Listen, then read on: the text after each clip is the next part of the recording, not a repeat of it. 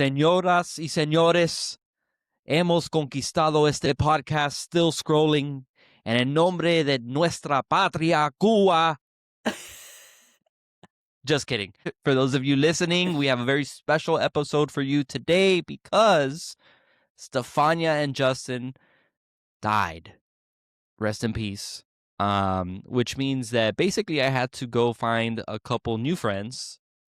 And we're all Cuban. We've taken over the pod. The Cubans have taken over the pod. This is literally the Trump administration's worst nightmare. Yeah. Okay. I was like, wait. Yeah. Well, actually, I think out of all the Latinos, Cubans are the most likely to vote for him. So Yeah. they Not might me, like though. this. Stay safe out there. They might like Not this. me. They like this.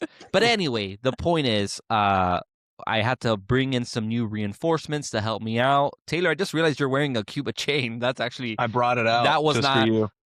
that was not planned. That was not planned, baby. Let me take out my Cuban links. I don't have the medallion, okay, but I got a little tiny Cuban link. This leave it to the podcast is about Cubans. to get real annoying. Let's do it. Mhm. Leave it to the Cubans to have gold on them at any given moment. Come on. But anyway, if you're watching this episode on YouTube, if you're watching the video version, you may recognize these people. If you're listening, I'm about to introduce them. We've got Alesa, better known as WTF Alesa, and Taylor, TR2R something. I don't know his actual username. Wow. You got it. But they are both returning guests on the show for the week. Justin and Stefania did not die. Alesa, for everybody listening, everybody watching that may not be familiar with you, which would be kind of crazy because you're arguably the most famous one right now. I've Without a doubt, yeah. I've had multiple people DM me. Really? And they're because they'll see like the social clips for the pod and they'll be like, "You know Alesa?" I'm like, "Yes, I do." Thanks. That makes me happy. Go I'm ahead and glad. Name drop. Go ahead and introduce yourself, ASL, right? Let people know where to find you, what you do, who you are. Hi, my name is Alesa. I am over 18 years old, and I'm auditioning for the role of podcast guest. What is Next. up, everybody? My name's Alesa. I am a personality-based creator, but my wheelhouse is pop culture criticism. I love to post my opinions on movies, movies, TV shows, books, and just anything I find interesting and funny. You can find me at WTF Alesa across all platforms if you want to hear me yap. There we go. There we Love have you, it. And Yapper. the best way I like to sum up Alesa's content for those of you who are living under a rock and don't know who she is that her niche Stop. is not having a niche. Her niche is just being herself, right? Which It's is so true. which is great. Yeah, those are the funnest people to follow. I Our other appreciate guest, that. who's equally as important, okay? No, it's fine. Don't worry about Taylor, what's going on, man? it. It's a beautiful day. THR2D2. You forgot my username. It's okay. It's not a big deal. Yep. I go by Mhm. THR online because those are my initials. Yeah, I do entertainment appreciation stuff. So I do a lot of fun facts, a lot of production facts. Okay. I worked as a tour guide at a lot of movie studios for about a decade. So it's a lot of like film history and stuff like that. And also like calling out Tarantino when he's being a jerk. Whoa. We Hey. just started the episode. Hey, Started the episode. Known friend of the podcast, Paul Dano. We love you so much. We I do. love you so much, man. We do. And Matthew do. Lillard, I love you too. Because I don't Yeah. know why Matthew Lillard caught a stray. I'm like, what? He was just going after everybody everyone loves. He's old. He's Yeah. like, fuck Shaggy. Okay? Caught him Fuck red-handed. Shaggy from Scooby-Doo. You know? Scrappy Come Doo, on. you fuck him too, you know? He just doesn't like anybody even associated scene- remotely. That scene in Scream where Matthew Lillard is bleeding out and he's like, I think I'm dying here, man. I'm feeling woozy It here. holds up. I'm feeling a little woozy here. Like, Yeah. it holds up. It's so good. Like Matthew Lillard Absolutely. has never missed. I don't understand. All right, focus. We gotta lock in here, guys. Sorry. But before we focus, I wanted to ask you guys a quick question because Taylor mentioned, he corrected me on his initials, his username, because I just said whatever word vomit came out at the time. When you guys read books or like you essentially exist and you see people's names, whether it's their username or it's just a name that's not like anglicized enough for you, do you just kind of like skip over it?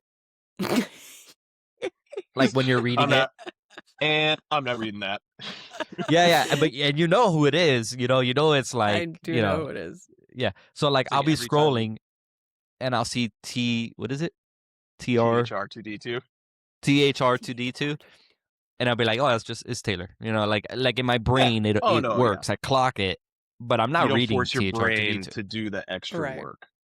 It does get me into sticky situations when I go to events and like I'll know who the creator is, but because I keep like glazing over it, I'm like,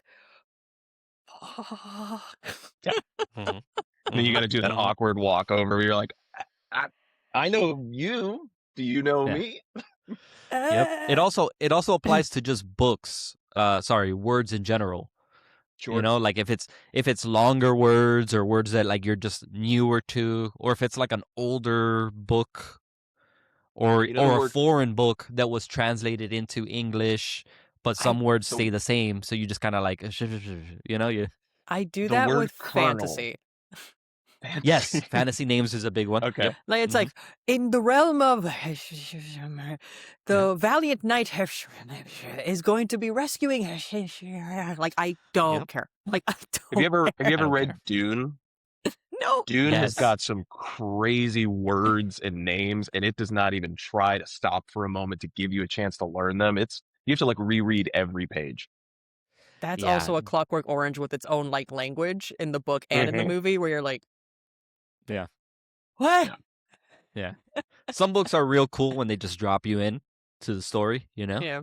Some of them are a little bit harder because they're dropping you in and also expecting you to just be fluent in the foreign language they didn't teach you how to read. Also, you know? just like some of us just don't know how to read, and I just buy these books just because I like the way they look behind me, and so I don't actually open them. You're a performative male that needs to showcase. Performative reader, yeah. Yeah. I've never watched any of those movies. I don't know what any of that is. Yeah. Listen, I'm sure you can't be a sheep. You can't be a sheep, all right? You got to wake up. You got to think for yourself, all right? Could be an alpha. Alpha sheep. I mean, not a sheep. Yeah. You ever notice how the people that say don't be a sheep are the biggest fucking sheep you've ever met? Yeah. Because they're being told to not be sheep, and so they're repeating it. So they're like, oh, I can't be a sheep. I can't be one. All right.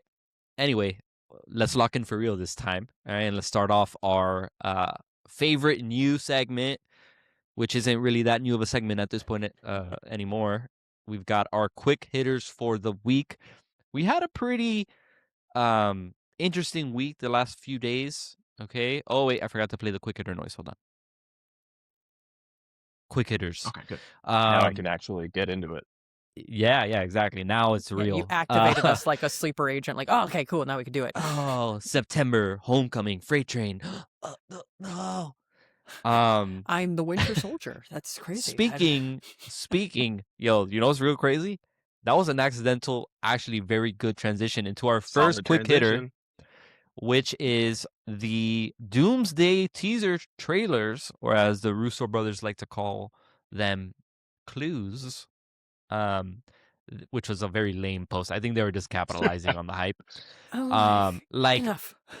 Like, hey, Anthony and or Joe Russo, every trailer is clues. That's quite literally what a teaser is.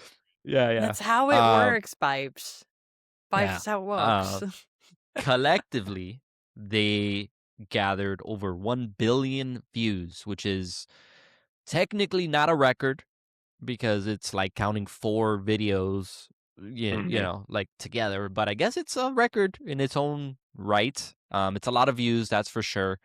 The hype train for Avengers Doomsday seems to exist, I think, because I think it was kind of an anti-hype train for a while. I think people were looking at it and they're kind of like, sure. what is this? Do you remember like when Age of Ultron was about to come out and people were starting to get that little contrarian bug of like, well, people really liked the first one, so I'm going to be really hard on this one. It felt like maybe 6 months of people being really hard on Doomsday, and then something shifted recently. And I don't think it was Chris Evans coming back. I think it was probably that X-Men trailer with Cyclops.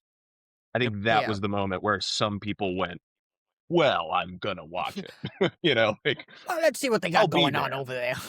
All right, Yeah. maybe. Yeah. I agree with you there. I think the Steve Rogers trailer, if anything, kind of backfired a little bit. Yeah, a little bit. I think the people that were hyped by it, that liked it, were probably always gonna watch, right? They'll never admit that they were gonna watch it anyway. But to me, those types of people are the ones that are like, oh, the MCU died, and so they brought back Chris Evans for that, and then you also had people kind of, and this is what really bothers me about the internet is people were like, oh, they brought him back even though Sam Wilson is Captain America, and it's just like, bro, like we get it, you're hyper woke, right? You're the one friend that's like too woke, right? Especially because whoa. yeah, because especially. Because I agree. I'm like, we already got Captain America. Can We're yeah, not yeah. fucking do this. Should I put my channel there? Or I don't know. You're like, oh, wait a second. Should I Wait, be maybe here I right shouldn't. I have No, an no, American hold on. flag one if you don't. now? Switch it up. Because my issue with the MCU as it is now is what most critically thinking people's issue is that it's just using nostalgia to print money. That's my issue with it. Yeah, I personally gave up on the MCU at Deadpool and Wolverine. I did get an inkling of the beginning of the end at Doctor Strange and the Multiverse of Madness, because I'm like, cool, we've introduced the multiverse and time travel. Are we going to do something interesting with this, or are we just going to do the cameo apocalypse? And it was the cameo apocalypse for every fucking property after that. Yeah. I really wanted to love Deadpool and Wolverine because I'm like, wow, 20th Century Fox, we're getting him in the MCU. Da-da-da-da-da. And can I do spoilers because it's been a few years? Yes. No. Stop! The second in Deadpool and Wolverine that it was revealed that the TVA in Deadpool and Wolverine isn't actually the TVA, I'm like, oh, you guys are cowards and don't want to fucking use anything. Yeah, no consequences. It was like a rogue splinter. They're of very TVA. afraid of consequences. So I'm like, you were billing Deadpool and Wolverine as the like coming together of the 20th Century Fox, X-Men, and the MCU, and then you just didn't commit to it.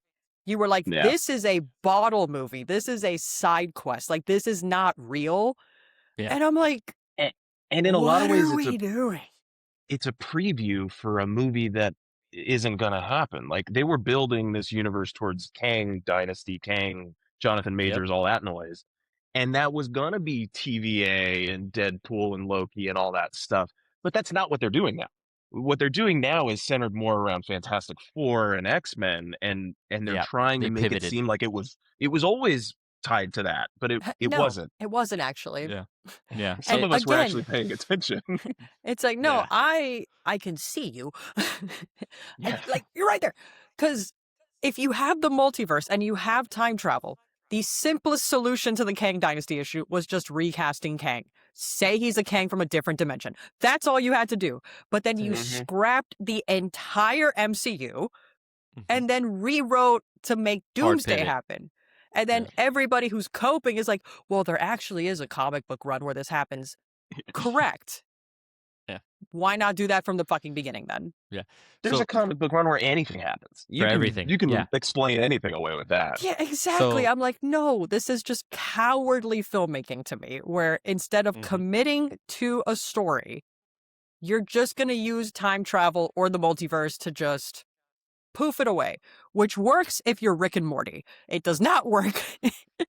And arguably doesn't work for Rick and Morty anymore. It worked for a while, and then I think even the audience of that show was just like, if nothing matters, if anything can be explained away through whatever, then why am I invested, And that's why I think BoJack Horseman is a better show than Rick and Morty, because there were consequences to BoJack Horseman, which were exceptional and so depressing. But anyway, let me ask you a question. Is BoJack Horseman an Avenger?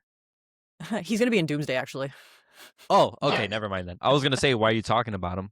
It's gonna be Alyssa. BoJack Horseman's gonna be in Doomsday. You need to lock in. Everybody. Zach the Right. Baker's going to be in Doomsday. Zach the Baker. I heard Zach the Baker. I heard Beta Ray Bill is going to be played by BoJack Horseman. They're finally going to do it. It's going to be great. Nice. That Really is a good. solid. That is a solid fucking reference, bro. You know what? Hold on. There has to be a sound for this. You have to invent a new sound just for that. No, right here. Right here.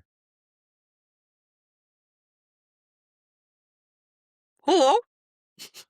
Oh, I It's guess the sound of it's not working. silence. That's what that deserves. Hello, darkness, my old It's- friend. It was supposed to be. It was supposed to be clapping, but I guess it's not working. Anyway, back Justin to, is going to hunt you for sport after this episode. He's gonna be so pissed. He's gonna be so pissed. And now that you respect him, you're actually going to care. Exactly. Yeah, that's true. I did not respect him before. We were talking about that offline. So for the worries. listeners, I did not Oh my respect Justin before this, and now I'm encountering the soundboard and fighting for my life with it. To be honest, so Justin, if I've ever wronged you, I apologize. If You are doing Great, man. You're doing God's work here. Back to what I was mentioning about Captain America. sorry, block it. I get it. It's kind of an odd thing because we had a new Captain America. Mhm. There is a comic book where Steve Rogers specifically says we're both Captain America, and they do like a little fist bump in the water or something like that because they're like laying in the water. So I think that's probably the route that it's gonna go. But I think general audiences are too dumb, and I know that sounds mean. But you mentioned the Kang Dynasty and how it all went. I don't think it was a recasting issue. I don't think it was a Jonathan Majors situation. I think people saw Ant-Man Quantumania and Mhm. they were like, "Oh, he got killed by ants and blah blah blah blah blah." It's a fucking comic book movie. Like it's fine. He didn't like this isn't a huge Have you ever deal. seen the? You Have know? you seen the cartoon? I think it's Avengers Assemble.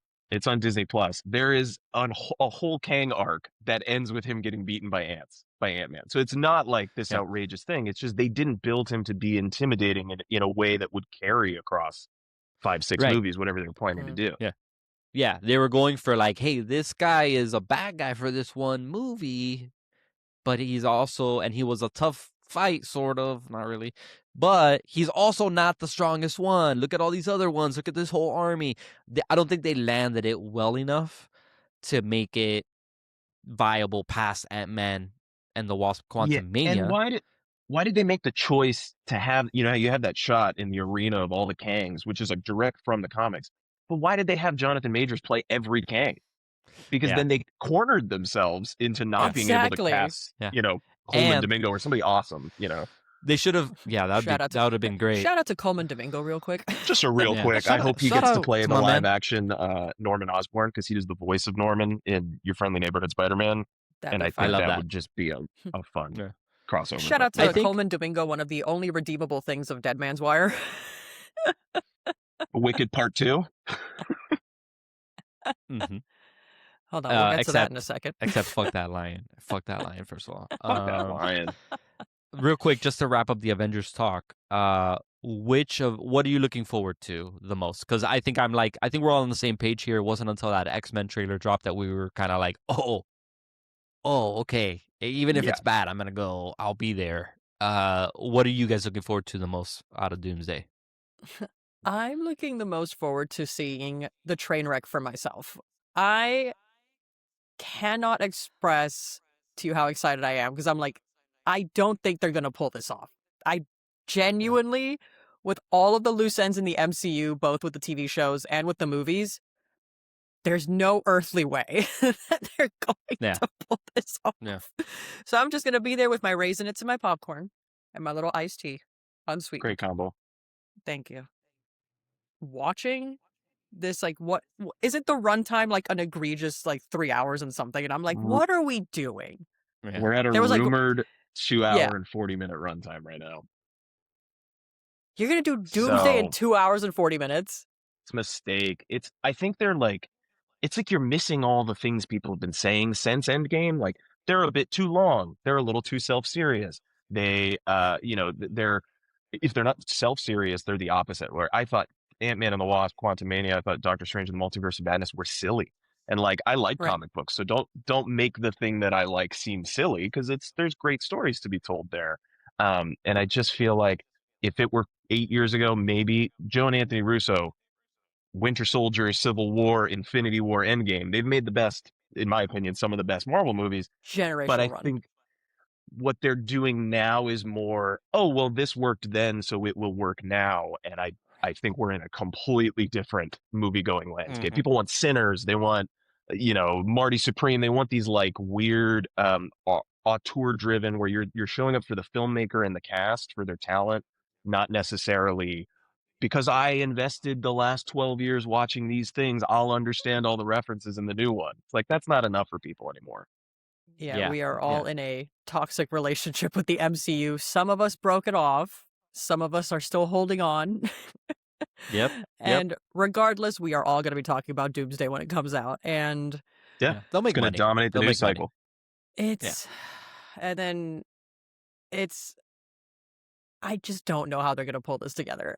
I think post Endgame, they should have started fresh, but they did what I was worried about and they built up on everything like they added on to Endgame. And I'm like, now you're overloading the universe. Now there's way too much happening.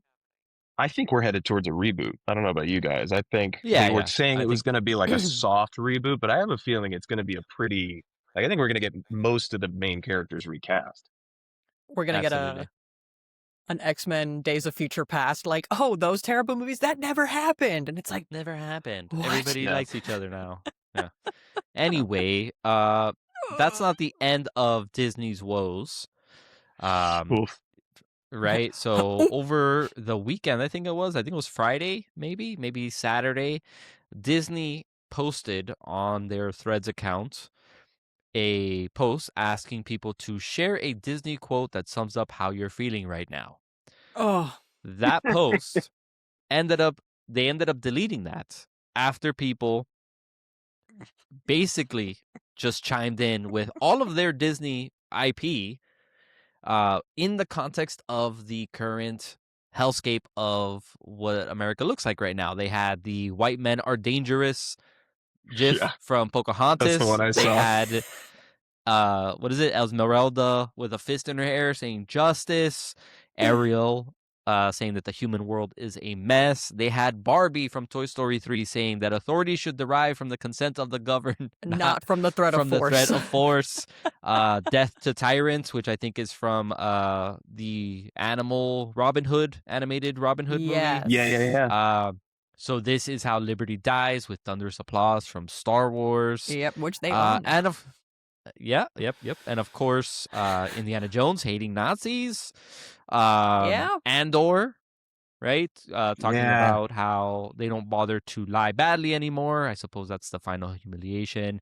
The Sound of Music, when he rips the Nazi flag. And there's plenty of more. And I'll just end it with Loki, basically, in the first Avengers movie, saying, there are no men like me, and the one, I'm assuming, World War II survivor, standing up to him in the crowd That's a great saying, there are moment. always men like you. So it's really, they really misjudged how people are feeling right now. Wait a second. Are you saying that Disney is having a hard time reading the room? Yes. That's outrageous. Are you saying so crazy. Disney, who donated $1 billion to Gen AI or whatever, is missing the point on reading the room? Yes, Disney, the company that what's an example of that misreading the room? Disney, the company that decided to just reboot Star Wars with essentially a rehash of the original trilogy, but with new faces, man. and then pivot a bunch of times because the weirdos online were yelling about it. They misjudged the room yet again. Do you think it's crazy that Disney, that this company, the face of corporate excess? Because I think as far as like, obviously these companies have tons of money moving in all sorts of directions, but Disney is the one that like they will spend $400 million on a movie that had no business costing that much. So like they just throw it in everybody's faces. Isn't it crazy that they're the ones producing Andor? Like or like they're the company that's suspending Jimmy Kimmel, but they're also accepting Emmys and Golden Globes for Andor. And it's like, about talk rebellion about having and, your cake and eating it too. Like literally them inventing the the cinematic and box office achievement Oscar category just so that Avengers could win an Oscar. I'm like, Yeah. It's for them. It's for their own projects because people reject them as like real art or real cinema or Real art. whatever. But and like I have an issue with that. I think if it, filmmakers make the thing and then like the corporation markets it and all that stuff. And like there are people who are like Nia DaCosta. She just had 28 years later the Bone Temple come out, and everybody's loving it and is so fired up about it. She did the Marvels.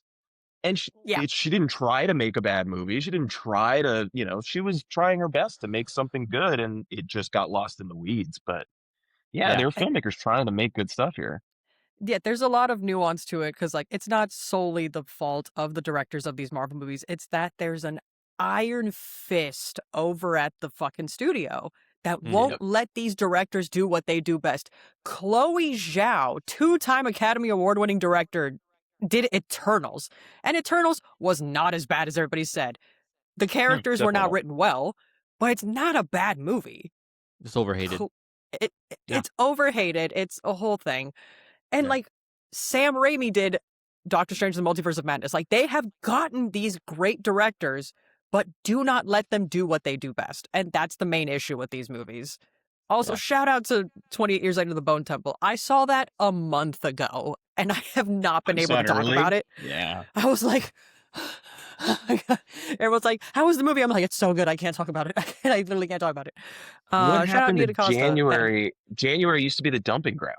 And now, like, the first couple movies coming out in January rock. Bangers. Dude, I couldn't believe my eyes. If they released The Bone Temple, like, in the summer, dude, it would have... It's crazy, because I believe we got Sinners in April of last year, which is also, like, an odd month for movies. But hey, when your movie rocks, your movie rocks. Yeah, it's February. Real quick, it is interesting to see how... I saw somebody mention that there's essentially it's a divide within Disney between the corporate execs and the creatives, right? Which I think makes total sense, right? Disney was built on this type of a brand where it was like, be kind, be just, be conscious, be woke, right? Before that became a phrase.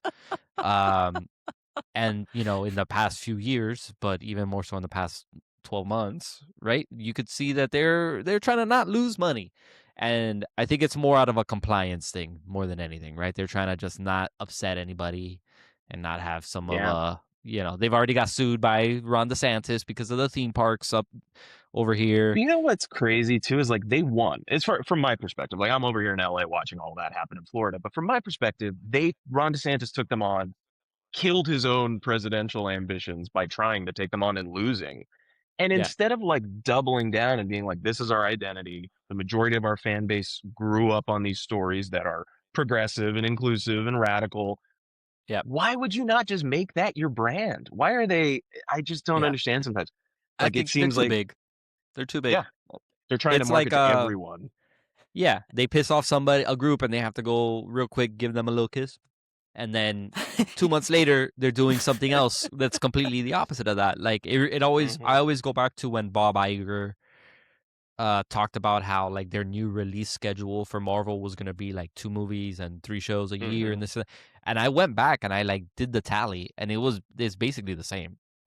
It's basically like the release schedule wasn't changing or, per year or anything like that. But he had to make the statement. He had to acknowledge that maybe there was a little bit of stumbling within the MCU. It's the optics, yeah. And and he had to, please the shareholders, so to speak. And that includes the assholes that are going to be racist and homophobic and all that kind of stuff. I know plenty of people that go to Disney, but like on social media, they'll be posting the fucking most heinous MAGA crap, and it's like, why do you even go to Disney? Like, don't you hate Disney? Like, aren't you complaining about Disney all the time? It doesn't make sense. Yeah. But well, that's a whole other podcast. In another kind of confusing, in another very confusing story from last week, Nobel Prizes are apparently being given out for free. Did you guys hear about this? Are you in line? I got one. It's like I think I put it in the basement, but no, I got one. They're handing them Dude, out. I've been waiting for mine for months. How did you get yours Yeah. already? Yeah, well, I Well, I just got heard about this. I just You got registered. one. They also have the FIFA edition. There's like a special FIFA edition. You can get like a Oh, soccer Nobel Peace Prize, because that makes sense. no, Yep. yeah, Yeah. that might be why mine is taking so long. I got the collector's edition with the DLC. Oh, Yeah, the that's what it Trump, is. That's the what it is. presidential Yeah. edition. Yeah. Yeah. No. The for those of you watching and have no idea what the fuck we're talking about, Donald Trump has gotten a Nobel Peace Prize, not from the Nobel Committee, not from anybody involved in making the decision to actually award it to him, but from Maria Corina Machado, the actual winner of the Nobel Peace Prize this past year. She gave it to him. That's Hey, it. chat, am I the she just asshole for accepting a Nobel Peace Prize that I didn't win? yes, Yes. yes. I'm going to go ahead and But say also, everybody what sucks a here, weird, actually. what a weird like political ass kissing move on her part. Yep. Like, just Yeah. So nobody further looks good in context, this situation. nobody looks good in this situation for sure. Everyone And sucks back here. when she won it, she said the dictator Nicolas Maduro was still in power over in Venezuela. She is the opposition leader, right? So imagine basically Republicans and Democrats. Maduro is on one side, she was on the other side, and she had to basically live in hiding because he would have had her arrested or whatever. But when she won the award for her efforts in opposing his dictatorship, in standing up to him. And when she won it, one of the first things out of her mouth was basically talking about how President Trump did deserve it as well. Now that Maduro has been removed from power, this seems very much like that's a whole other podcast. But yes, it does seem like this seems as a ploy from her to have the Trump administration place her in power, but that everything points to the opposite direction, that they have no interest in having her lead Venezuela. Right. And that's the So thing with him. It feels very like it's always an exchange. It's I'll help you with this, you help me with that, and it's always this sort of exchange thing with him.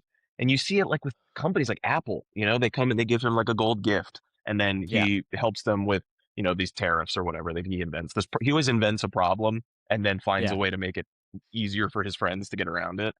But it's just like we're talking. A hallmark quality of narcissistic abuse is like creating a problem and solving the problem that you created, being like, I'm the hero. Like tanking the economy and then constantly talking about how affordability isn't a problem, right? It's like, what do you mean? Huh? Affordability is a Democrat hoax because yes, of course, they're the only ones who buy things. But it's just it doesn't matter. Stop talking about my daddy that way, okay? He's gonna get us. He's gonna get us Greenland. Okay, my father, the inventor of toaster strudel, would not be too happy to hear about this. Well, you guys are Cuban. Are you here? I mean, are you hearing it from like family and the Cuban sphere? Like, as soon as Venezuela happened, suddenly they were all back on his team. Like it was overnight. He was starting to lose them with the Epstein stuff, and then this happened, and suddenly my family is like, he's going to liberate Cuba. He's going to do this. What if he ran the country that he was elected to run instead of trying to run all these other countries? Like, he could do no wrong. He could do no wrong to them. Yeah, and it's one part generational trauma, right? They come from this idea that anything even slightly less of being a conservative is communism, which just by definition that's not what it is. And these countries like Venezuela, Cuba, they're not in the state that they're in because of communism or socialism. They're in the state that they're in because a dictator was in charge, right? Like an authoritarian took the lead of their country and started doing whatever they wanted, kind of like Trump is doing, right? There's a reason other presidents haven't done it. There's a reason that this hasn't been done in the past. Obviously, in a perfect world, we would go liberate other countries that are being oppressed, right? But there's a process to it. There's a way to go about it. To me, it's just more of, in the context of the Nobel Prize, nothing that he's done has been peaceful, right? Even within his own borders, let alone globally. But this is just like embarrassing to see like an institution that I think everybody grew up thinking like this is Nobel Prize, right? Not even the Peace Prize, but in the other categories as well. And it's just been so degraded from the very moment it was awarded to her. And then she was just kind of talking about how, well, actually Trump deserves it. And then now has just went full on and just gave it to him. I don't know. It's very weird. Elisa, what do you think? You've been contemplating this quietly there. I see you. God, Big Trump supporter. Oh, that's what it is. She's upset. No, I'm absolutely not a Trump supporter. Fuck that guy. I mean, the only thing keeping me sane is what you said, where it was not in an official capacity. It was not the people that give them away. It was just her deciding to do that, like weird use of free will on her part. Yeah. Whatever. Yeah. It's not It for is me. what it is. It is what it is. And at the end of the day, remember, folks, because the right likes to always yell about like, well, it doesn't matter. You still have to go to work in the morning. Yeah, no shit. Right? Like, listen, we should always try hard. We should always earn a living. We should always pull our weight. We should always do what's right. We should always be kind and just and empathetic towards each other, as well as, working for a living and doing what's right, right? Like, we can do both. You got to live a life, but also, like, if you completely put up blinders to everything that's happening around you, one day you're going to wake up and you're not going to be able to go to work. One day you're going to wake up and that life that you've been focused on is going to be gone. Yeah, exactly. Whoever gets the Nobel Peace Prize does not affect me at all in the slightest. Right. But it being given away, the institution being stripped down to a joke like it's become, is part of a bigger story, that a narrative and movement that's happening, that's leading us closer and closer to literally the fucking empire from Star Wars. Okay. Yeah, But did you see, real quick before we move on, Yeah, how they're making a Robin Hood movie trying to convince us that Robin Hood was a bad guy? Yes. Oh my God. Wait, hold on. There is context there. There. I don't fully know it. I don't fully know the context. I'm not informed. But from what I understand, this is more like how the Little Mermaid was a completely different story, and then Disney made it. I think like it's the Grimm Tales, whatever the older versions. Like the biblically accurate Robin Hood.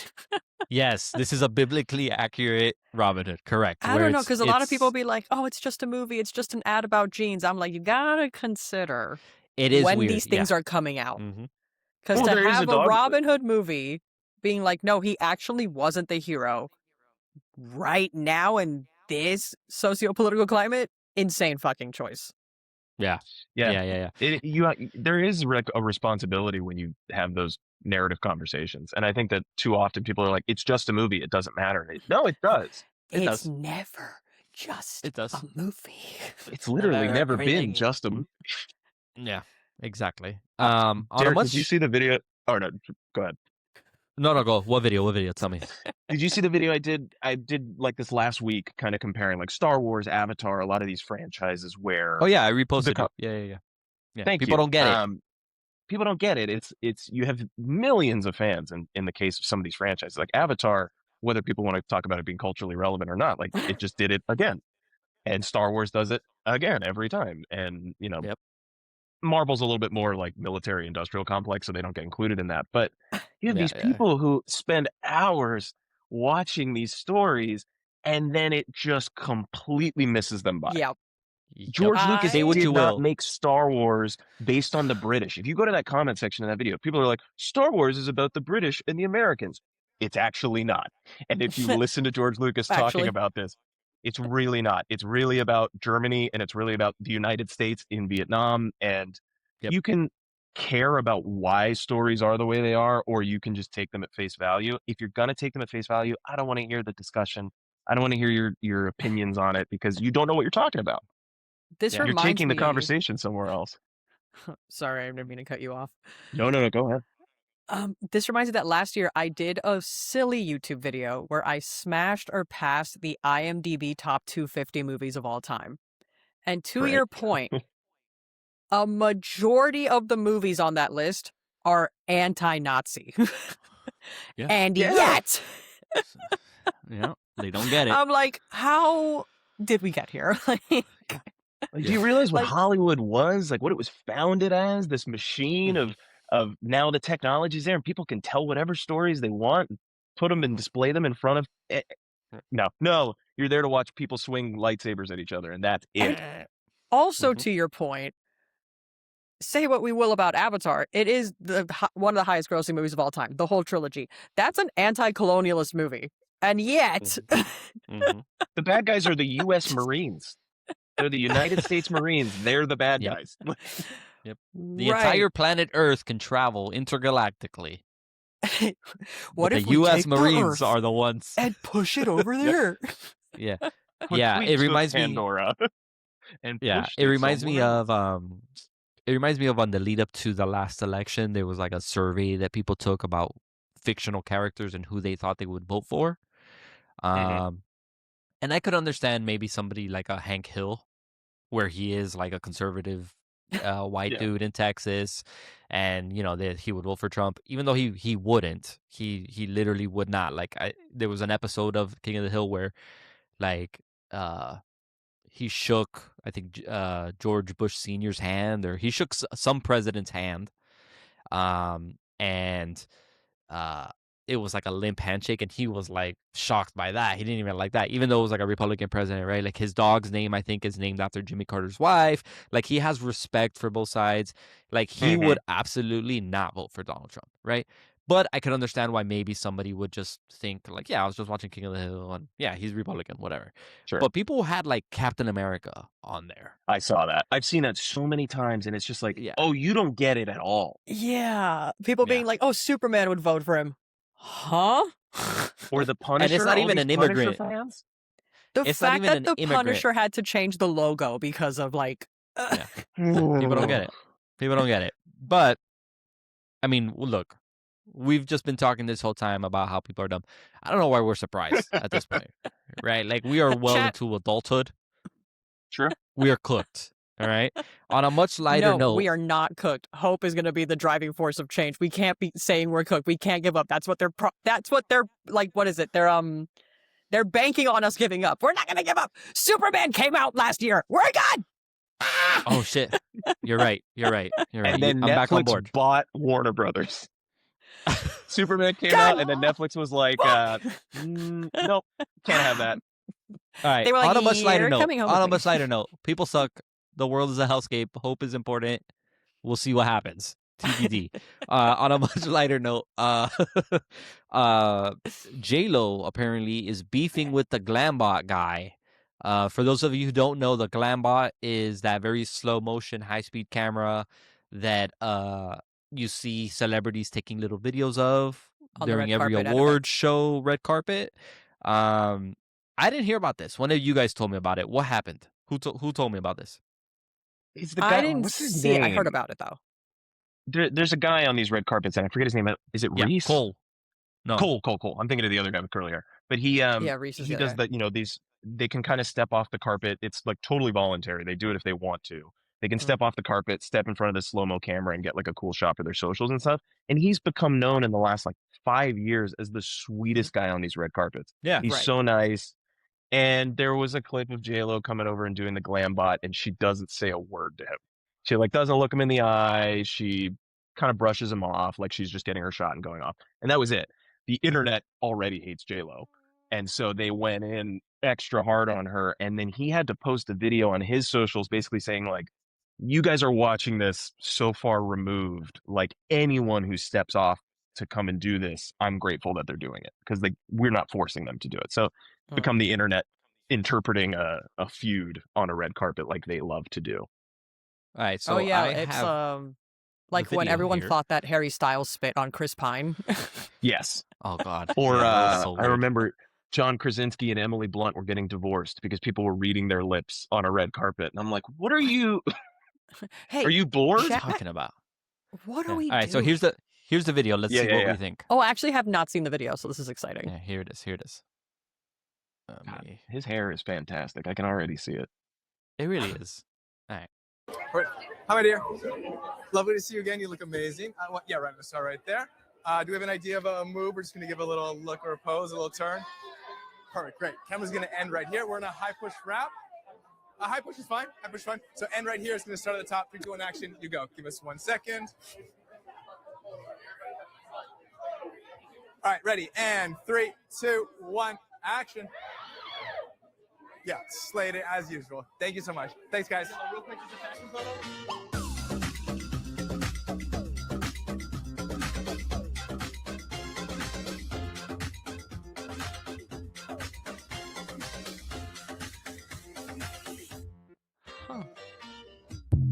She gave a little wave as she walked off. She gave like a little. Yeah. That was no big deal to me, I think. I think people are so wound up with everything else going on that it's impacting our ability to just enjoy normal things. That was no big deal to me. Would you have been mad? I would have taken Oof, note, but I no. wouldn't have like gone insane. I would have been like, "Oh, that's odd." That, I mean, because She's quiet. I hope she's okay, or something. Yeah, I'd be maybe like, she's I don't just know what's having a going rough on there. night. I wouldn't take it personally, is what I'm saying. I'd be like, okay, cool, whatever. She just wasn't friendly or engaging. Okay, But also, like Bye. we've been to events, we've been to things like that, like nowhere near that scale, but like those not events yet. are not yet. Those events Not are yet. complicated, and there's like there's There's a lot. photographers everywhere, and there's 100,000 things noise, happening. and like it is a little overwhelming. And I'm not saying that J-Lo generally has a great attitude about things because she doesn't, but that seemed like two people who had clearly met before. They've done the glam bot before. She saw him, she Yeah. walked up, she did her thing, and then she moved on. And I just like there are real things to be upset about right now. Yeah. Yeah. Like it's Star very Wars, weird. you know? Like Doomsday being ridiculous. Yeah, Exactly. God, let's be mad at fucking rich people. Well, I guess J-Lo's going to be in at Doomsday J-Lo, too, which is crazy. Just kidding. J-Lo Yeah. will return. Yeah. Well, actually, herself. I think it starts.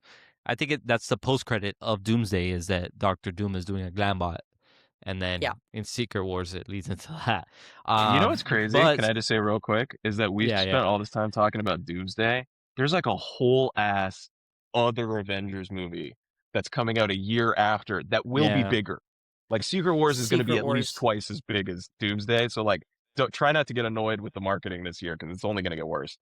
Listen, I Yeah. survived Shrek marketing. I survived Barbie marketing. I survived Barbie was insane. Wicked marketing. I'm okay. Listen, I'm okay with Shrek marketing because even if it hurts, it's fine because I do it for Shrek. Because Shrek is love and coming Shrek back. is life. Oh, you guys haven't. You guys I'm haven't hyped seen for that Shrek video. 5. It's a Oh, no, video. I I'll send it haven't. to you guys later. It's a weird video. Don't text me, man. Anyway, Don't send me stuff. yeah, we'll do it online. The speaking of award show, we are dead in the middle of award show season. We've got the Oscars coming up. Oscar nominations are being announced Thursday in a couple Yeah. days Yes, here. this week, right? Yeah, what do we think is going to happen?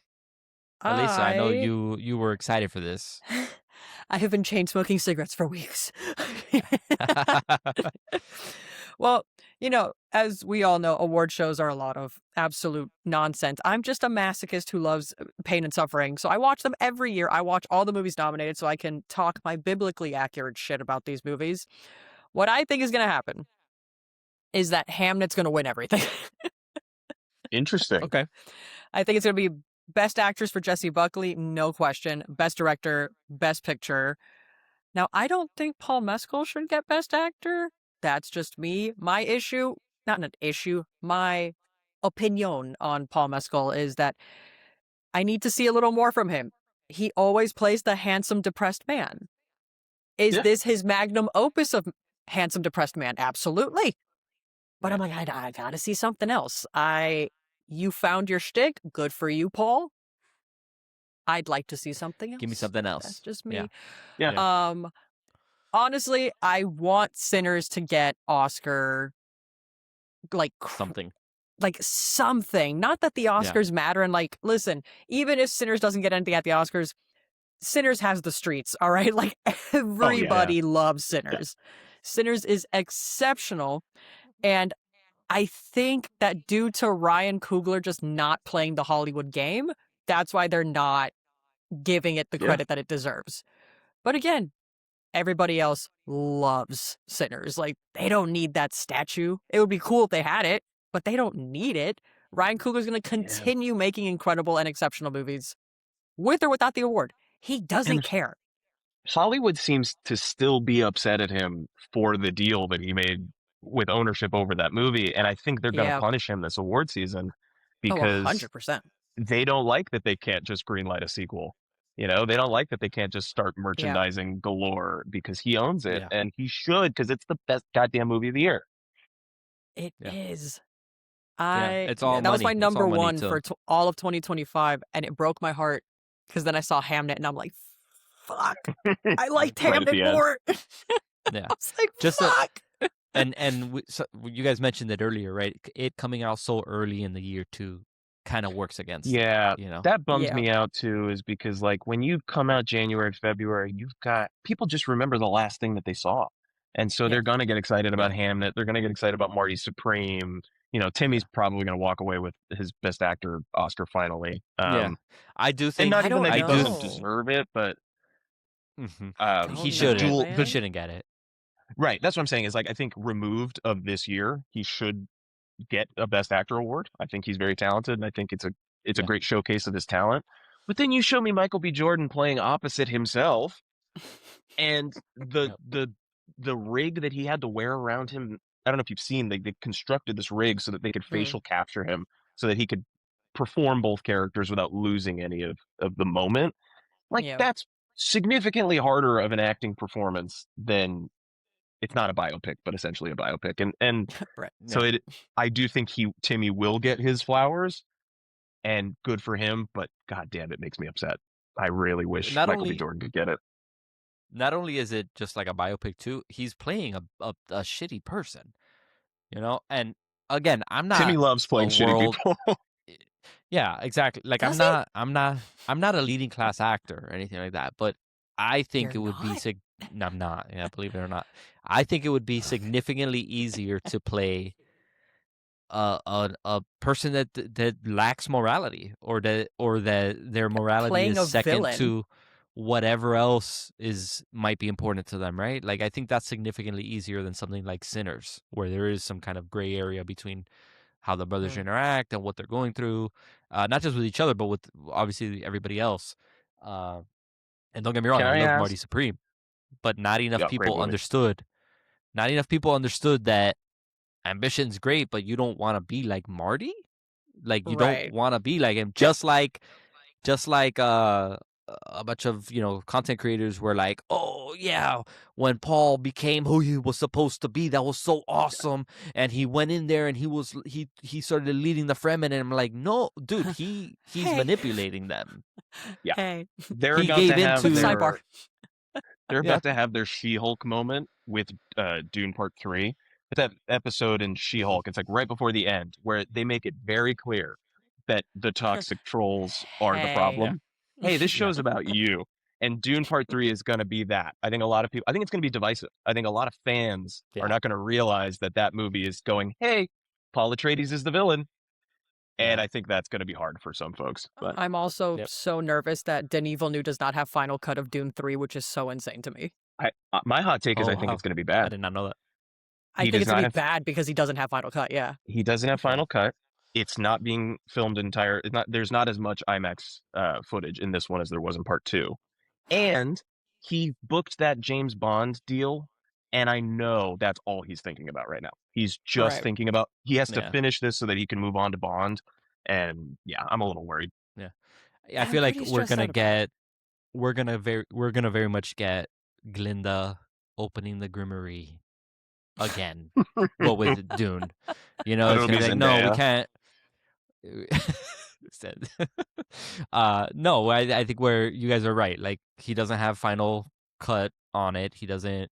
He's That's got other stressing things me out so he's bad. worried about, and I think they're fundamentally gonna change some of the message and the ending to just make it fit this ideal where it's like Paul was a victim, which I mean, I guess is not entirely wrong, but he's not a victim. He's more villain than victim. That's for sure. A sympathetic villain? No. No, They're changing the Paul- title too. They're not calling it Dune Messiah. They're calling it Dune Part 3, which I also think is telling. Like we're adapting it, but we're Oh. not doing it completely. Yeah. I'm so this is very similar to Ryan Coogler, where Ryan Coogler has never missed once in the box office or in terms of telling a story. And y'all didn't let him do what he wanted to do, but then he secured the deal with Sinners. Denis Villeneuve has never missed once. And not giving him final cut of Dune 3 is batshit fucking insane. I'm surprised he even agreed to that. That's my James Bond thing, is I have to wonder if he's not even fighting for it as much anymore. Because he was when he was a kid, he was a James Bond fan. And I think that's what got him into filmmaking. And I think he got handed the keys to the castle and just went, all right, let me wrap up this thing. And Timothy Chalamet will be playing James Bond in the new franchise. They cast Callum Turner, it seems. I can't find like a confirmation, but it seems like Callum Turner is James Bond, which I'm not mad about. I think that's a pretty solid choice. And, yeah, we're long past the years where people were begging for Idris. I think he's too old now. First of all, that man is delightful. That's a whole other podcast. But speaking of multi-billion-dollar franchises, we have got this past week probably the biggest news. Oh, sorry. And that wraps up our very not so quick hitters for the week. All right. We got a soundboard working, team. Yeah. Also, I wasn't done talking about the Oscars. Oh, yeah, you did. No, I didn't. What else do you have? Yeah, you did. Go. You're done. I didn't. No. You don't want to see you're done. You hear me? What else? What other predictions do you have in mind? Sorry. No, because the only other thing I wanted to mention is I think this year's best foreign language category is so stacked. I don't know what's going to win because we have Sentimental Value, No Other Choice. We have Surat. We have It Was Just an Accident. We have The Secret Agent from Brazil. Like, we have such an insane roster of international films that I'm like, I genuinely don't know what's going to win because I've seen like 2 or 3 Sentimental Value of them. seems to have a lot of love for it right now, but we'll see. I did not could care be too for early. Sentimental Value. I had no sentiment over Sentimental Value. Like I'm just happy to see my boy Pablo Escobar getting his flowers. He's been winning everything. Yeah, he's been doing really good. For I just those haven't of seen you the movie who because it's have no idea what I'm talking about. I don't mean actual Pablo Escobar. Okay, I mean he's gonna win Best Actor this year. It's crazy. Yeah, I mean Wagner Moura, which is the Brazilian actor who played Pablo Escobar. For those of you at home, anyways, that's part of the episode. Back to our very unfocused conversation around last week's news. We got major news that's been kind of lingering for some time now. It was kind of in the rumor sphere for a bit that Kathleen Kennedy was going to be leaving Lucasfilm. It has now been confirmed, okay, that she is going to be stepping down. She's retiring. She's not being forced out. She's not being fired, anything like that. I think she wants to go back to just being a producer, right? Is what it seems like. I think she's tired of dealing with just Star Wars, basically. She's leaving that sinking ship, basically. She's like, I'm good. How do you guys feel? How do you guys feel about this? I have no stake in this game because I am not a Star Wars person like at all. Mm-hmm. So I just hope both teams have fun. I hope nobody gets hurt. I hope everybody plays a nice, fun game out there. Nobody gets hurt. I hope Star Wars can maybe someday be put to rest. I know that's a controversial take. I think, or at least be released from the shackles of Disney, because I feel like Star Wars has interesting stories to tell. Mm-hmm. But it is just in the vise of the Disney guillotine, and like they don't let them do things. And this is coming from the outside looking in as someone who does not engage in Star Wars a lot. So I might be talking out my ass right now because I know The Mandalorian's very popular. I know Andor's doing really well. Andor, yeah. And then that's all I hear about, where it's like people are happy with those 2 properties and then like nothing else. So I'm like, for the most part, hear me out. That sentiment's Can we leave Star Wars alone? Also, they're remodeling Galaxy's Edge, I think. Like, there's a lot happening. They're splitting it in half. So, like, half of it's going to be the original trilogy and half is going to be the sequel trilogy, which is kind of like when they announced Galaxy's Edge, everyone was like, but what if you don't want to see the sequel characters? Like, what if you really like Darth Maul or whatever? So it makes sense. But that's Disney's thing, is figuring something out 5 years after everybody's been saying it. Remember I that am like yeah. wasn't it like an $800 million Star Wars hotel that they had to close because nobody? They closed it after a year and a half or something. Yeah. It was But a so like space as cruise. a There Star were Wars no fan, windows at the hotel. I'm like, are you insane? your window Yeah. was a TV screen so that you could see the stars outside. Stars. But as I'm somebody like, who like loves Star Wars, I think some of what Disney has done has been some of the best Star Wars. Like I do think okay, the first couple seasons of Mandalorian are great. And I do think Mhm. Andor is like the best piece of Star Wars since the original movie. Okay. But that's in spite of Disney. That is not because of anything Disney's doing. And since we're talking about Right. Kathleen Kennedy, a lot of that's because of her. And she gets all of the backlash from the Okay. trolls. She's the one who fought for Andor. She's the one who got that show made. And people will give credit to Tony Gilroy or to, Dave Filoni or Jon Favreau. And it's like, she's the president of Lucasfilm. And you only give her credit for the projects you don't like. And the projects you do like, you give credit to Can we guess anyone else. why?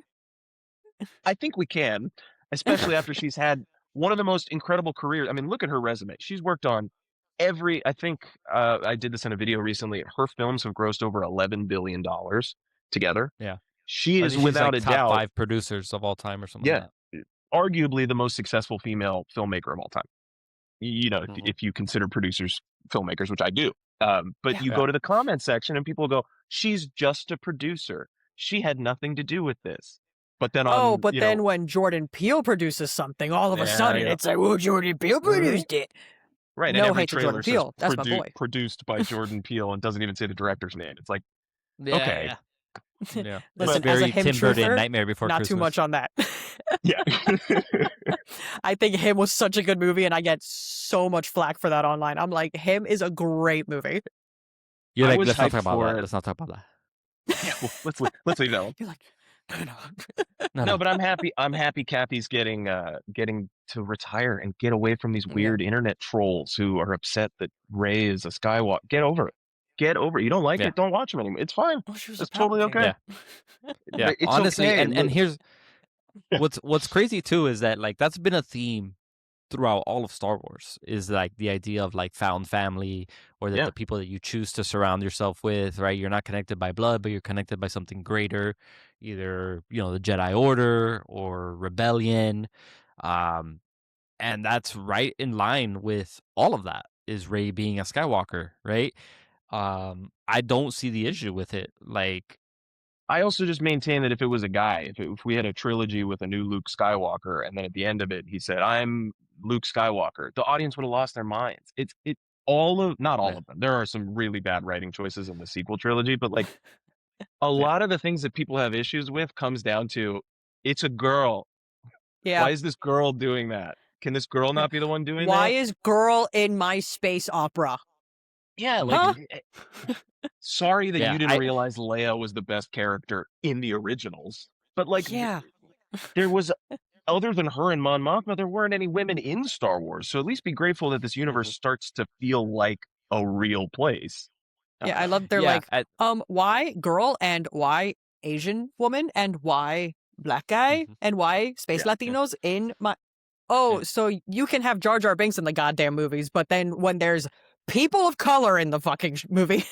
And then they use that as evidence that Disney is pushing an agenda. And it's like, because they cast regular people in their, because they didn't just cast one ethnicity or one gender. Like, do you not understand that that's not evidence that they're pushing an agenda? If anything, it's evidence that they're doing business as usual. Like, that's how all movies should be produced. Hey, remember Mace Windu in the prequels? The one black guy? Yeah. I am a big one black guy. I am a big defender of the idea that not only is Disney Star Wars sorry, let me rephrase this. You're doing great, sweetie. In my opinion, Star Wars is not diverse enough. Right. And I don't necessarily mean black, white, women, right? I mean there's not enough aliens. Yeah. And Why would you say something purely so controversial yet so brave? It's it's a purely what is it? Logistical thing, right? Like it would probably be so much harder to make these movies to make every other character an alien, which they should be, because how many planets exist in the universe, in the Star Wars Right. universe, that This are is a not like, multi-planetary franchise. yeah, exactly. Yeah. And they just don't.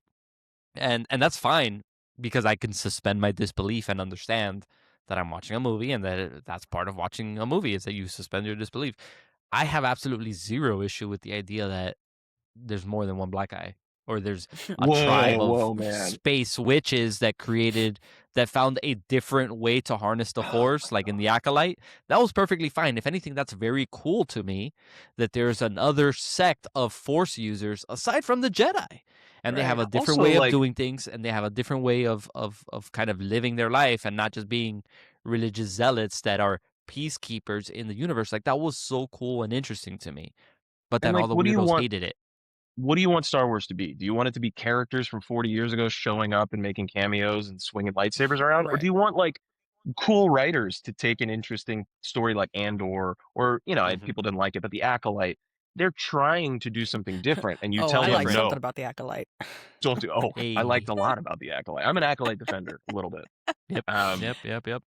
But it's just Listen, one of it those took things where it's them- like, Oh my god, what was it? Star Wars has been a thing, what, 50-something years? It took them 50-something years to give me a Sith that I actually respected. I'm like, hell yeah. Yeah. And hell you'll- Manny yeah. and you'll Jacinto as never- the stranger. and you'll never see him again because some guys complained on Twitter. Mm-hmm. Oh, Mhm. God That's not how our forbid the stories ladies should get a be little fan told. service. Oh, I'm sorry. You're complaining that Manny Jacinto was bathing naked in a river? Yeah. I don't know what body of water it was. I'm like, I think I might be into Star Who Wars cares? now, actually. Do I Real like quick, Star real quick. Wars? What color was his lightsaber? It was red. It was and like I kind of know, it's orange. just- I was like, kind of. It had like a little. All it was right, a little Taylor. Balin skull to it, yeah, It's a that little was actually a cool one. terracotta, actually. Now, more of what a- do we think? What do we think? One of you guys mentioned that Disney finally gets the idea 5 years too late, right? We are Yeah. seeing that even prior to the Kathleen Kennedy announcement. We did see that with Star Wars Starfighter, right, with Ryan Mhm. Gosling. That's the next project that's coming out. If Justin were here, he would say that that's great because it's a movie and Star Wars belongs in theaters. He's not a Agree. huge fan of 100%. Star I Wars agree. on Disney Plus. That is Which so I- real. Yeah, I agree. Yeah. What do we think, aside from that, what do you think the roadmap looks like here? Because Dave Filoni has basically been in charge creatively for some time now. And all the Yeah, biggest Kathleen bangers Kathleen were Kennedy him wasn't anyway. like creatively choosing which way these stories were going, and I think some people were confused about that. Dave Filoni was essentially George Lucas's apprentice, and so if this franchise is going to go on for another 30 years, which I'm sure it is, I would rather Yeah. it's in his hands. Not Skeleton Crew. Starfighter. To me, I'm looking forward to it. I'm cautious about that one because it's directed by Sean Levy right after he did Deadpool and Wolverine. And I do think that was Disney going, hey, Star Wars is in trouble too. We need you to make another $1 billion over here. Ugh. Could be great. Could be awesome. I don't know. I think the idea of doing Star Wars should be movie trilogies. I just think that's what it is. That's how it's always been structured. It's a space opera. You should be making trilogies. You should have waited 10 years after The Rise of Skywalker to make another Star Wars movie. But And straight they up, need like, they're that money. spectacles. Like, they have to be watched on the big screen. Like, Give me IMAX, give me Dolby Atmos, give me, I want to be in a theater for that. Don't give me my Just- Disney Plus. Like, Book of Boba Fett sucked. I hated it. Oh my god! I mean, Book of Boba Fett was pretty bad, but you gotta admit that spin move was really cool, I love a spin move, Try spinning. It's a neat trick. bro. I hated that so much, bro. Like, and the thing is, I think they did one of those things where they cut it in a way where the cut isn't seamless. It's actually like repeating the same movement, right? They cut it so that it's like he It's like spins, a little jump cut. and then but he still, it's not from where he jumped before. Like he spins and then it's just like the cut is the same spin but from another angle. Do you So it's remember the like- jeans guy in Mandalorian season 3? There's a dude in like the second episode of this $150 million TV show, and he's just wearing jeans, standing in the background. And 2 days later, they cut him out of the episode. And I'm like, how do you miss So good. that? Same Yeah. way Game of Thrones missed the water bottles in the finale. The same way that, surprisingly, there's a dude in jeans in the background of Gladiator. Totally. Like, it happens. It's just funny. Yeah. Jeans have been around, right? They'd Star be Wars in Yeah, jeans. in the space. Rome, it's like, yeah, you had like the Roman Colosseum, you had Marcus Aurelius, you had jeans. Yeah. Absolutely. Roughly the same What time all period. right, so closing thoughts on the future of Star Wars and Disney as a whole. What do we think? Are we I'm going to say cooked something crazy. or are they cooking? Go. I believe we are going to see the downfall of Disney within our lifetime. I think it's going to collapse onto itself. I think we are going to lose Disney. And it might not be anytime soon, but I predict before I leave this earth, God willing, a long time from now, I'm going to see the downfall of Disney. Because I kind of saw like the vision of it happening around 2017, where I'm like, we are not heading in a good direction. And Okay. for the most part, every creative decision Disney has been making since then is an absolute fucking nightmare. The thing with the $1 billion to the AI company, letting them borrow 200 characters just to Yeah, like oh no, it's further the insane. AI thing. They are running these franchises to the ground. They own too many things. They're too focused on making money to tell good stories, because it's at the point where I watch older Disney movies and get depression, because I remember growing up thinking that Disney was the pinnacle of creative storytelling. Monsters Inc. is such an insane movie to think about. Like, oh yeah, the monsters in the closet. We're going to make a whole entire world building movie about that. Yeah. Even Inside Out. Inside Out, I think, is the last good Pixar movie. Mentira. It's Coco. But before that, it was Inside Oh Out. yeah. Yep. Coco's great. I think Inside Out 1 is an exceptional movie. It's a perfect 10 out of 10 for me. Inside Out 2 is bar for bar, beat for beat, exactly Inside Out 1, and it's still made $1.6 billion fucking dollars. And then Pete Docter, once those checks started clearing, he's like, we're just going to make movies that focus on mass audience appeal instead of anything creative. The dude that made the most creative Disney movies. I'm like, guys, we are so cooked. Well, Disney's cooked. Why? Because we still have creative movies from other studios. Like, we're going to be fine in the grand scheme of things. But I genuinely believe Disney's going to collapse it on itself soon. Because not just the movies, but the theme parks are going to fucking just fall apart. Yeah. I think they've spread themselves too thin for sure. Yep. And I think they've gotten away from their core messaging. I think each of these studios has always had an angle. You know, they're all doing the same thing, but they all have a sort of an identity.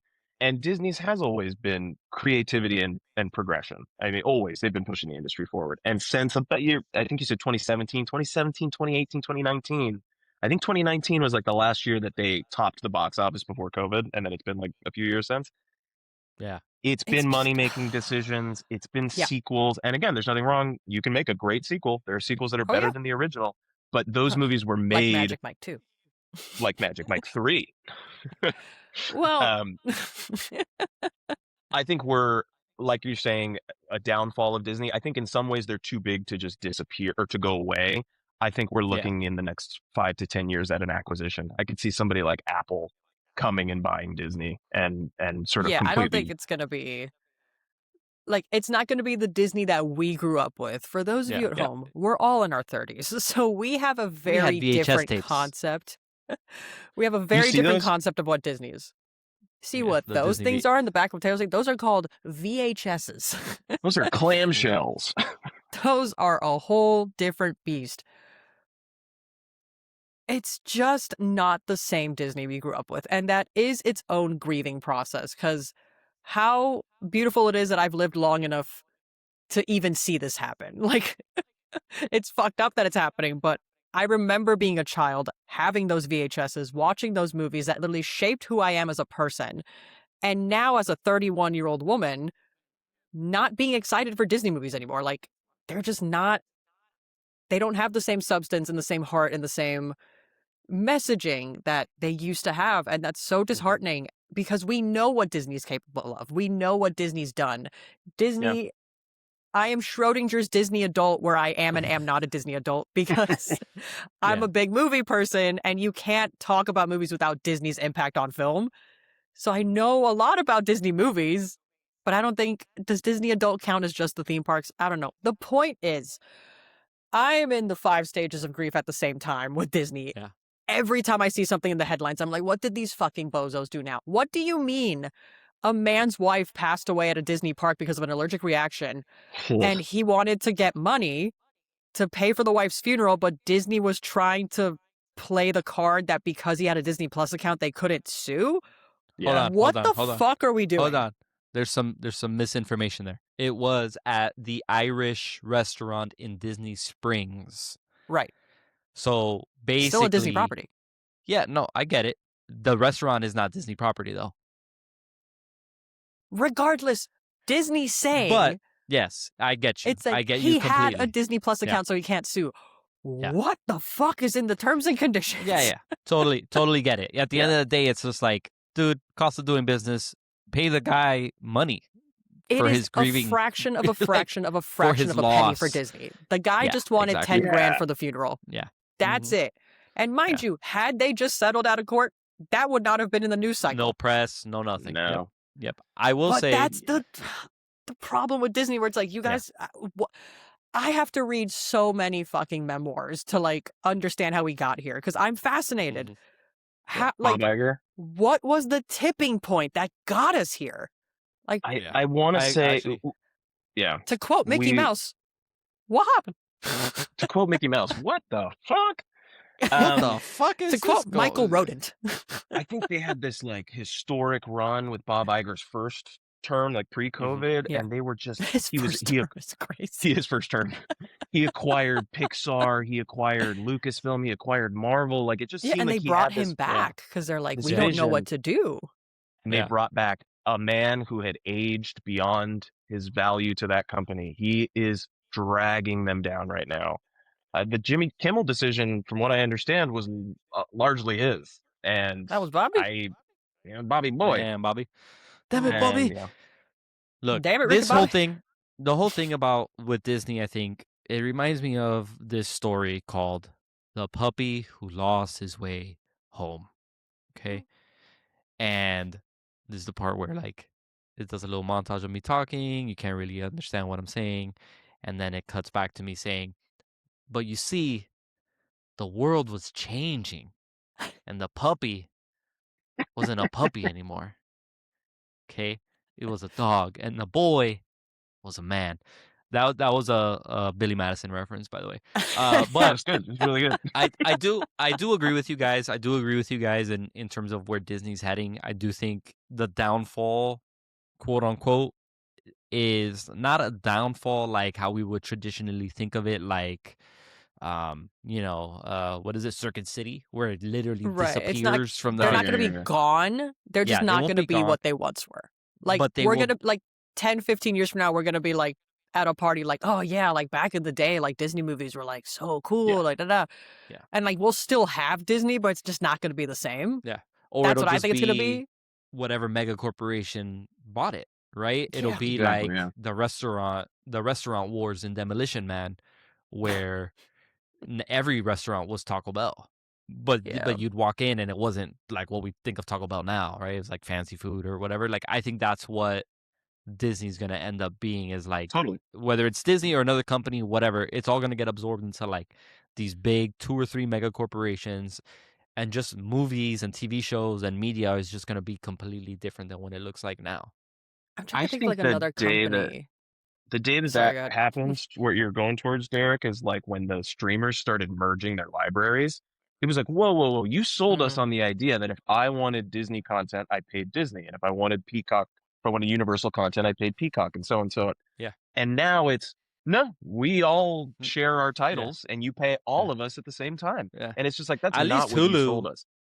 Yeah, at least Hulu's going away, right? And they merged it. It's going away. Hulu's going to end up getting sunset. But why do I log into Peacock? Yeah. I know that. Yeah. But why do I log into Peacock and I see half of the same stuff I'm seeing on HBO Max? Yeah. Netflix just signed a huge deal with Sony. They're going to get all of the Sony movies 30 days after they're in theaters. And it's like, why is Netflix getting everything? Yep. Why is Netflix getting Warner Brothers and Sony? And it's just crazy. No. So we are overtime. Justin's going to be so pissed. But I mean, listen, we should he probably knows we cut like that to talk. Intro. Yeah. So we will basically see you all next week. Alisa, Taylor, thank you guys so much for joining me. Let people know where to follow you real quick. Go. Oh god. Hey guys. Right here I put my full government name because I'm dumb. And my handle It won't show. WTF. It won't show. Oh, okay, cool. Oh, thank God. Did you put your I was address like, too? Or? fuck. Yeah. Put your real quick. Well- Put the name of your childhood pet in there too. So sorry. Just kidding. So it's WTFALEISA across all socials. WTFALEISA. Thank you so much for having me. I love that. Amazing. That was great. That was so professional. I don't even. Thank you. Ever since Derek pronounced my username, I don't remember what it is. So no, I'm just kidding. I go by THR. My usernames are THRTD2 on everything. So yeah, come hang out. I'm doing Mandalorian review right now and recapping every episode before the movie comes out. Wow. Yeah. Is that Owen Wilson impression? Wow. Perfect. I was Thank you going for a guys. Scott Pilgrim, I think. Thank you guys for joining me. If you're listening, if you're watching, thank you for sitting through this very loosey-goosey, unhinged episode, unfocused episode with probably the best host to do it, even better than the actual weekly hosts. I appreciate you guys so much for showing up. I appreciate you guys for listening and watching. Make sure to give us a follow on Instagram. Where else are we on? TikTok, Threads, MySpace, LiveJournal, altavista.com, search, ask Friendster. Jeeves. We're on all there. Frester, LimeWire. You can download our episodes on LimeWire. You can download the episodes on LimeWire. Gen Z is like, well, younger Gen Z is like, what the fuck are they talking about right now? What the fuck is LimeWire? All right, bye.